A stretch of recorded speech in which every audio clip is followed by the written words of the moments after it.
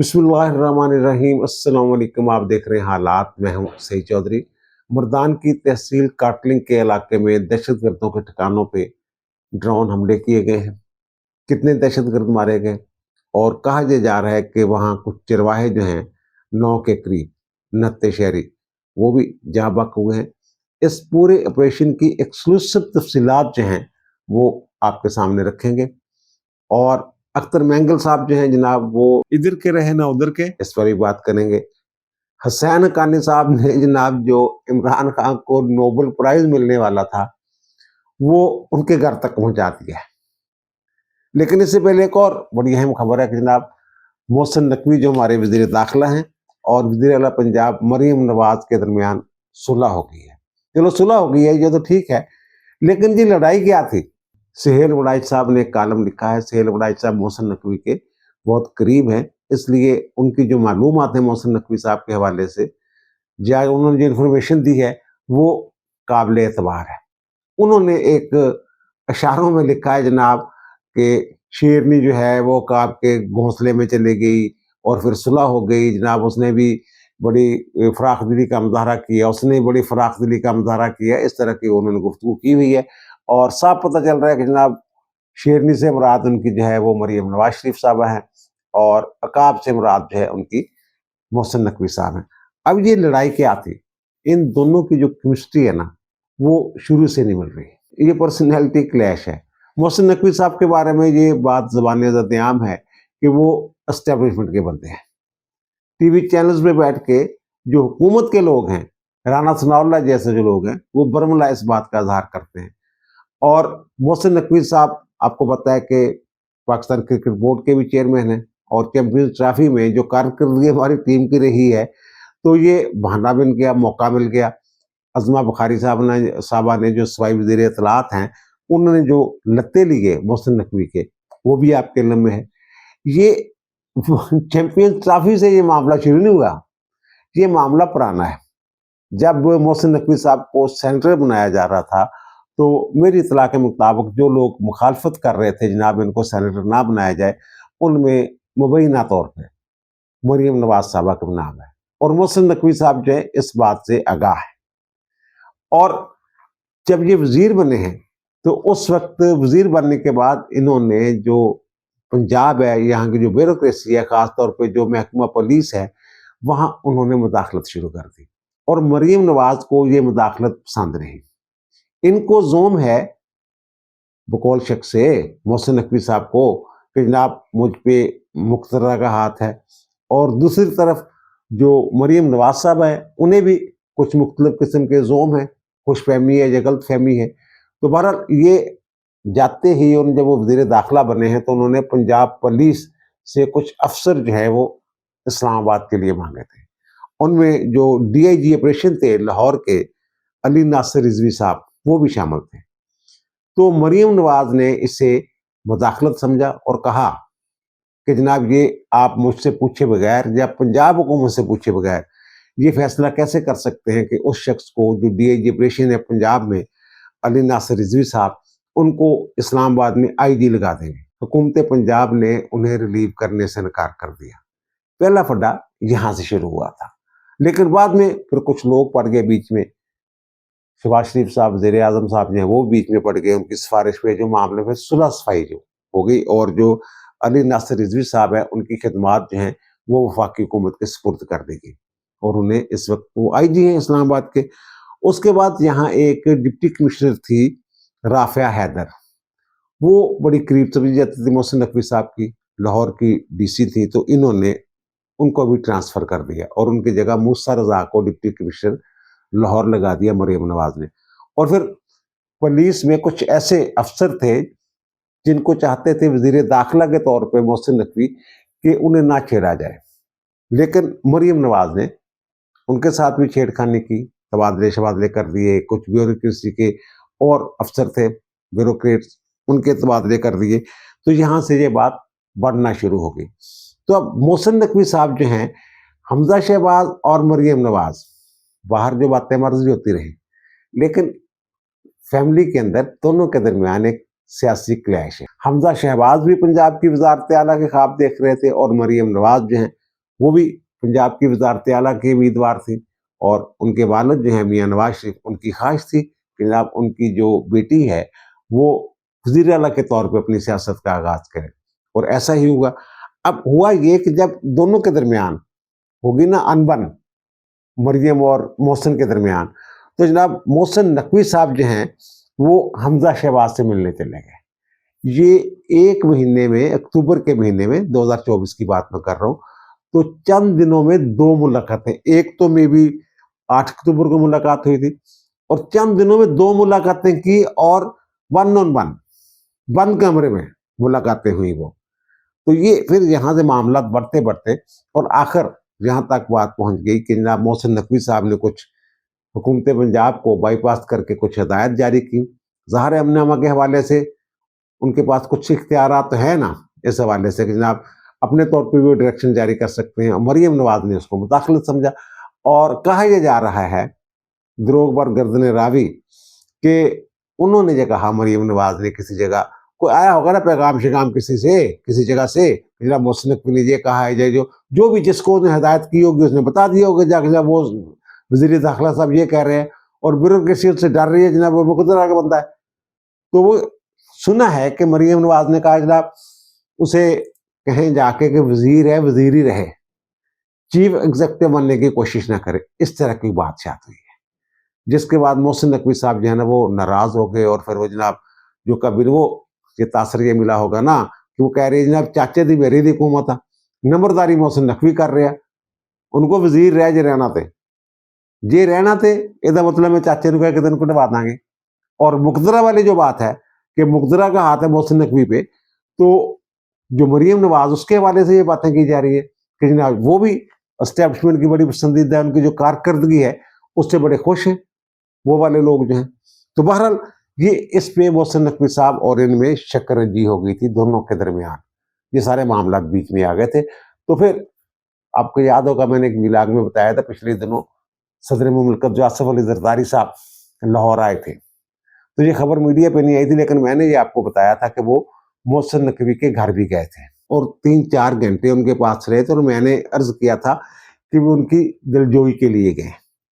फिर कभी ना के इजलासों में जाना बंद कर दिया मोहसिन नकवी साहब ने, और फिर वो परवेज खटक वाला मामला आ गया बीच में। तो फिर जब पार्लियामेंट की कौमी सलामती कमेटी का इजलास हुआ तो उस वक्त भी मोहसिन नकवी साहब जो हैं वो मौजूद नहीं थे, और कहा जा रहा था शायद उनकी तबीयत ठीक नहीं है। मुझे तो किसी ने बताया था जनाब मोहसिन नकवी साहब मुल्क से बाहर गए हुए हैं।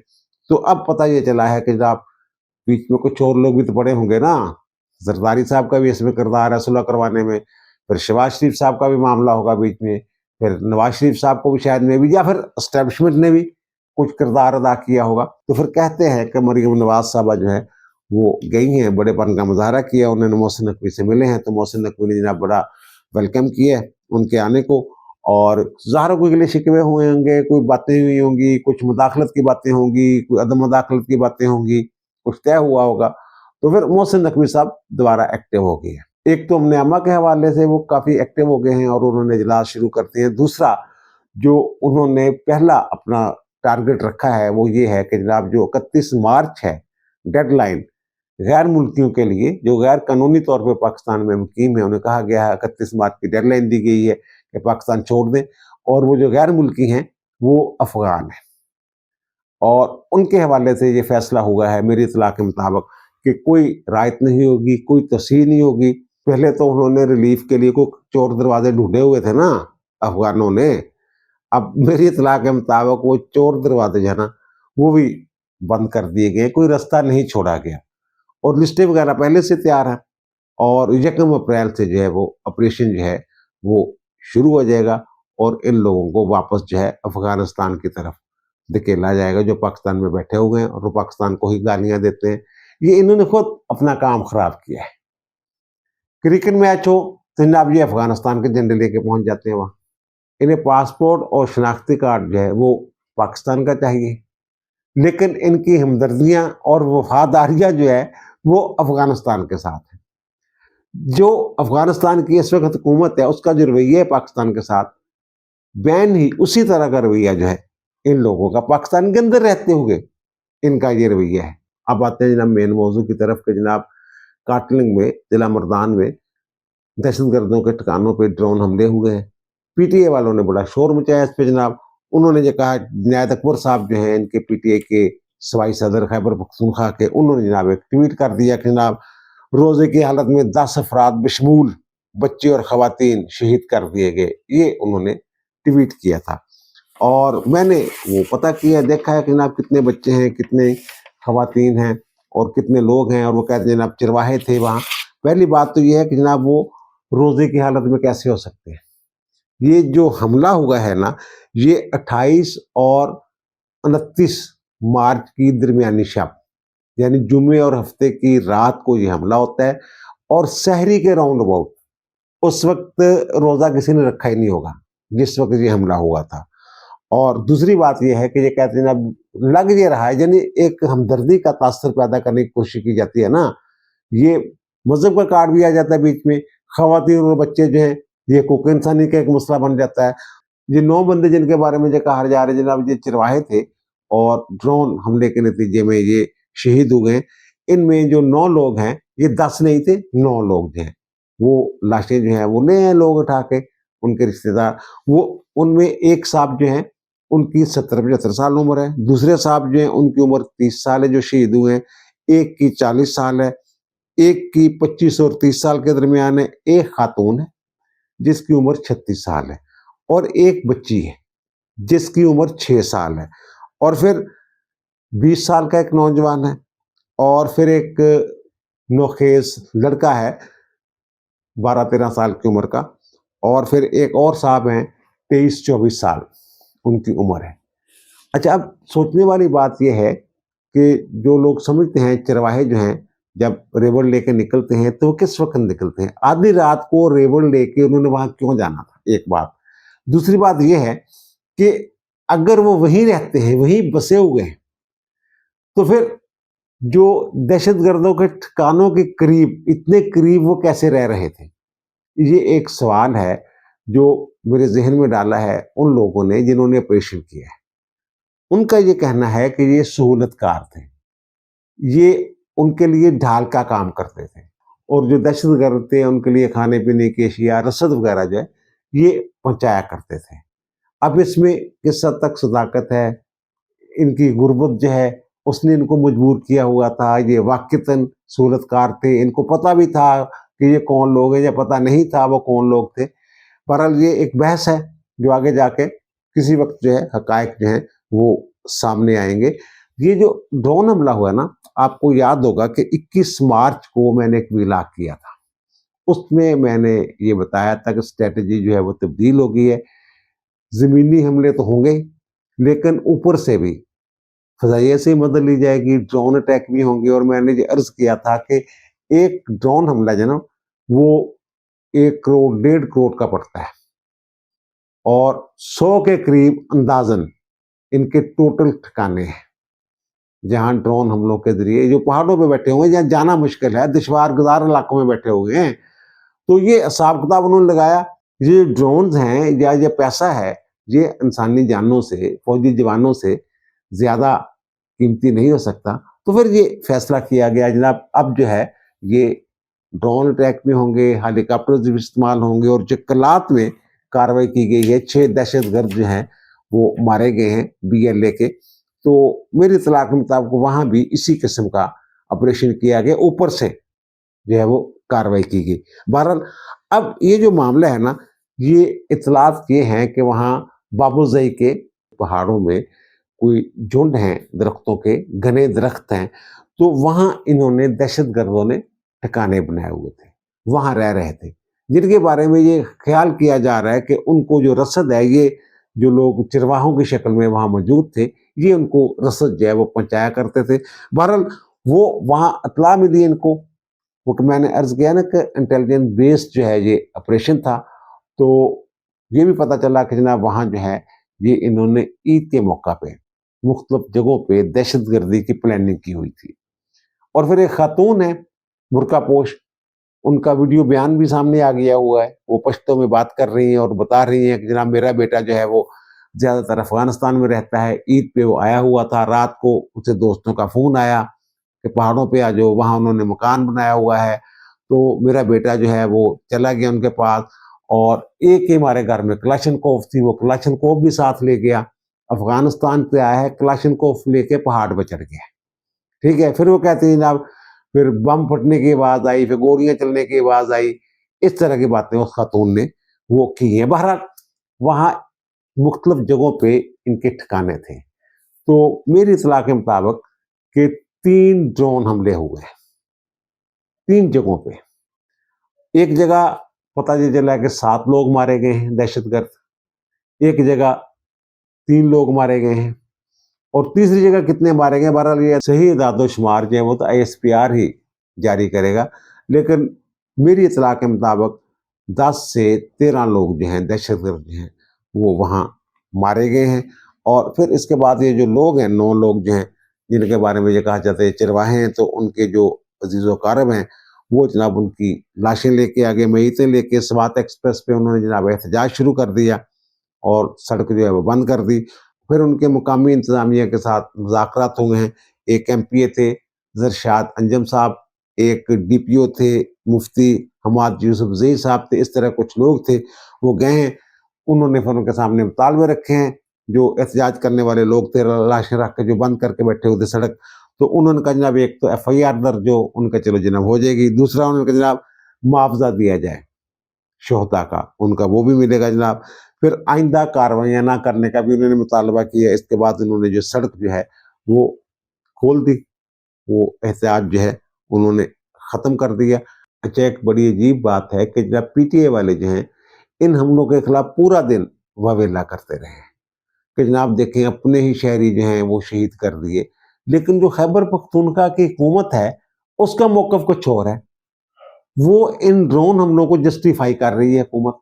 وہاں جو مشیر اطلاعات ہیں برسٹر سیف، انہوں نے جو بیان دیا ہے، انہوں نے کہا جناب وہاں دہشت گرد چھپے ہوئے تھے، اطلاع ملی اور انہوں نے عید پہ حملے کرنے تھے، تو ڈرون اٹیک کیا گیا ان کے اوپر۔ اور وہ جو دوسرے جو شہری مارے گئے ہیں غیر مسلح شہری، انہوں نے کہا کہ جو غیر مسلح شہری جو ہیں وہ مارے گئے ہیں، وہ انہوں نے وجہ بیان کیا کہ جناب پیچیدہ جغرافیہ ہے وہاں کا، اور پھر جو دہشت گرد جو ہیں ان کی یہ ایک اسٹریٹجی ہے، حکمت عملی ہے کہ شہری آبادی کے قریب بستے ہیں اور پناہ لیتے ہیں شہریوں کی، اور پھر اس کے بعد وہ کہتے ہیں کہ ان کی حکمت عملی یہ والی شہری آبادی کے قریب بسنے کی۔ اور پھر جب آپریشن جو ہے وہ ہنگامی نوعیت کا ہو، یعنی اطلاع ملی یہ خطرہ ہوگا یہ کہیں سے ادھر ادھر نہ چل جائیں، ہنگامی حالت میں وہ جو ہے آپریشن کیا جائے، تو پھر بعض اوقات من چاہے جو نتائج ہیں وہ نہیں ملتے، یعنی اس طرح جو ہو گیا ہے اس طرح ہو جاتا ہے ان کے خیال میں۔ اور دوسرا جو میں نے ابتدائیہ میں عرض کیا تھا کہ جناب اختر مینگل صاحب ادھر کے رہے نہ ادھر کے، تو اب کے علم ہے کہ انہوں نے لانگ مارچ شروع کیا ہوا ہے، اور ان کا نعرہ یہ ہے کہ ہماری بیٹیاں لاوارث نہیں ہیں، اور وہ یہ کہہ رہے ہیں کہ جناب جو بلوچستان یکجہتی کمیٹی ہے اس کی جو گرفتار خواتین ہیں مہرنگ بلوچ سمیت، اور وہ جو سمی دین ہیں اور کچھ اور خواتین بھی گرفتار ہوئی ہیں، جناب انہیں رہا کیا جائے۔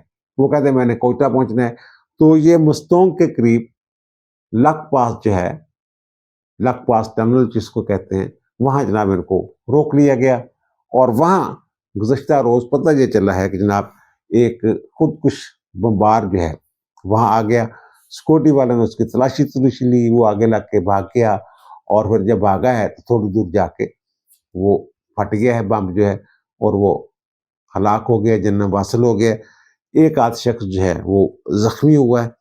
تو اب یہ جو مشکوک بندہ تھا وہ، تو اب یہ بتایا جا رہا ہے کہ جناب اس نے بٹن دبانے کو، یہ 2 طریقے سے خودکش بمبار ہوتے ہیں نا، ایک ان کا سہولت کار ہوتا ہے پیچھے ریموٹ کے ذریعے، وہاں لگے ہوئے تھے جیمر، وہ جب تک جیمر کی رینج میں تھا وہ ریموٹ کام نہیں کر رہا تھا جس کے ذریعے وہ پھٹ سکتا۔ جب اس کی جیکٹ نہیں پھٹی اور وہ ڈر کے بھاگا ہے، تو جب وہ رینج سے نکلا ہے نا وہ جیمرز کی، تو پھر وہ جو ہے وہ دھماکہ ہو گیا۔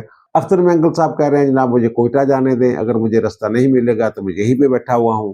ایک ٹیم بھی گئی ہے مذاکراتی، ان کے ساتھ بات چیت بھی ہوئی ہے، لیکن مذاکرات بتایا جا رہا ہے کہ ناکام ہو گئے، وہ وہیں پہ بیٹھے ہوئے ہیں جناب، یا رستہ دیں یا یہی بیٹھنا میں نے۔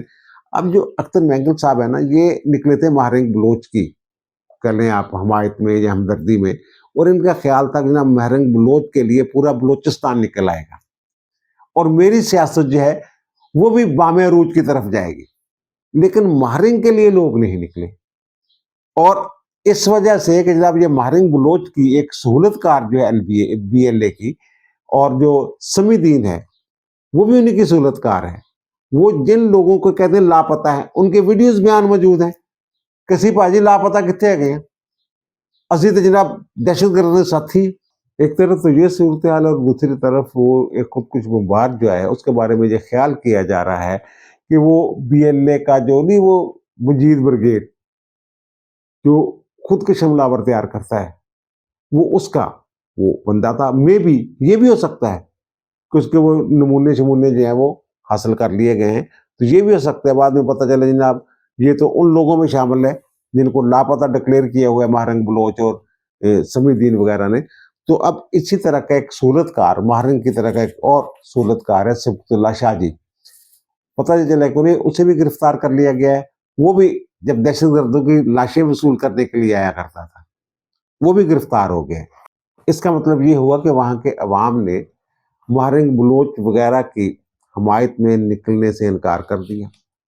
اس وجہ سے اختر مینگل صاحب کا یہ لانگ مارچ جو ہے بظاہر ناکام ہو گیا، وہاں لوگ ہی نہیں آئے. اور دوسری طرف جو بی ایل اے والے ہیں ان کو بھی اختر مینگل صاحب کی یہ ادا پسند نہیں آئی، اور انہوں نے یہ خودکش بمبار بھیج دیا وہاں پہ.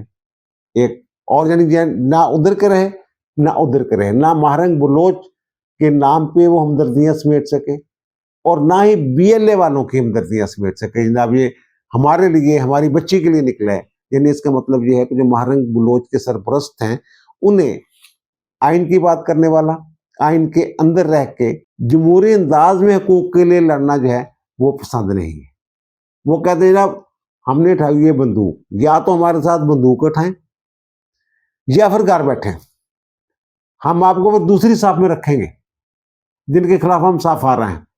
اس طرح کی صورتحال مجھے اختر مینگل صاحب کے حوالے سے بنتی ہوئی نظر آ رہی ہے. اور آخر میں جو حسین حقانی صاحب ہیں انہوں نے تو جناب جو ان کا نوبل پرائز ہے عمران خان کا، یہ کل میں نے بھی لاک کیا تھا. میں نے کہا یہ وہ تانگا پارٹی ہے وہاں کی، ناروے کی، اس کی کوئی سے نہیں ہے، وہ پتہ نہیں اس کے پاس اختیار ہے بھی یا نہیں ہے. بہرحال وہ جناب اب اس پہ سارا جو ہے نا وہ حسین حقانی صاحب ظاہر سفیر رہے ہوئے ہیں. اور وہ تو یہ کہہ رہے ہیں کہ جناب عبدالستار ایدھی کو میں نے نامزد کیا تھا، اور ظاہر ہے وہاں وہ کہتے ہیں ان کا قانون ہے کہ 50 سال تک جو نامزدگی ہوتی ہے نا، جو ریکمنڈیشنز ہوتی ہیں، تجویز کیے جاتے ہیں امیدواروں کے نام، وہ اوپن نہیں کرتے 50 سال تک. اور جو بندہ نامزد کرتا ہے وہ بھی خاموش رہتا ہے. وہ کہتے ہیں نا میں نے ایدھی صاحب کو نام دیا تھا لیکن پھر میں خاموش رہا تھا کیونکہ وہ ایک قواعد کی پابندی کی بات تھی. اور پھر وہ کہتے ہیں جناب جی رضا گیلانی صاحب کا جب دور آیا تو انہوں نے بھی ان کا ایدھی صاحب کا نام دیا تھا، لیکن پھر وہ خبر جو ہے وہ لیک کر گئی تھی. وہ کہتے ہیں 1988 میں بیر بھٹو صاحبہ جو ہیں وہ بھی نامزد ہوئی تھی، اسی طرح جیسے عمران خان کا نام دیا جا رہا ہے. اور دوسری بات جو انہوں نے بتائی ہے، انہوں نے ٹویٹ بھی کیا ہے، وہ یہ کہتے ہیں کہ جناب یہ تو 31 جنوری آخری تاریخ تھی، ڈیڈ لائن تھی، اس کے بعد تو نامزدگی ہو ہی نہیں سکتی، تو یہ انہوں نے نامزدگی کیسے کر دی. اور بتایا جا رہا ہے کہ جناب جب تک نام فائنل نہ ہو جائے اس وقت تک آفیشیل جو ہے اناؤنسمنٹ ہوتی نہیں ہے. وہ کہتے ہیں کہ ملالہ کا جب انعام ملا ہے تب یہ پتہ چلا تھا جناب وہ انہیں انعام مل رہا ہے، وہ نامزد ہوئی ہیں. تو اس سے پہلے تو قواعد کے مطابق نام جو ہے وہ ظاہر ہی نہیں کیا جا سکتا. اب یہ پتہ چلا کہ 13 اکتوبر کو 2025 سال جو ہے وہ جو آفیشیلی نام جو ہیں وہ فائنل کر لیے جائیں گے. اب عمران خان کے نامزدگی کہاں ہے؟ یہ پی ٹی ایل کا یہی بہت بڑی بات ہے کہ نامزد ہو گئے. نامزد تو شاید کسی نے، وہ کیا خاتون ہے ماہرنگ بلوچ، اس کو بھی کسی نے کر دیا ہوا ہے. یہ اب اسی طرح جیسے انہوں نے چانسلر بنایا تھا، میں نے کل بھی شاید درج کیا تھا آکسفورڈ یونیورسٹی کا، اسی طرح انہوں نے 1-2 دن کھیلنا تھا، لیکن پہلے دن ہی وہ جو ہے 5 سال جو ہے وہ پلٹ گیا، ان کا جھوٹ جو ہے وہ پکڑا گیا. جناب یہ کون سی نامزدگی ہے اور کس وقت کی نامزدگی ہے، کس موسم کی نامزدگی ہے، کس نے نامزدگی کی ہے؟ یہ سارا نوبل والا جو ہے سسٹم ہے وہ تو حسین حقانی صاحب نے ٹویٹ کیے ہیں اور ثبوتوں کے ساتھ. وہ سفیر رہے ہوئے ہیں، انہوں نے خود، میں نے عرض کیا، وہ کہتے ہیں میں نے مولانا عبدالستار ایدھی کا نام میں نے ریکمینڈ کیا تھا تو لیکن نہیں ہو سکا تھا.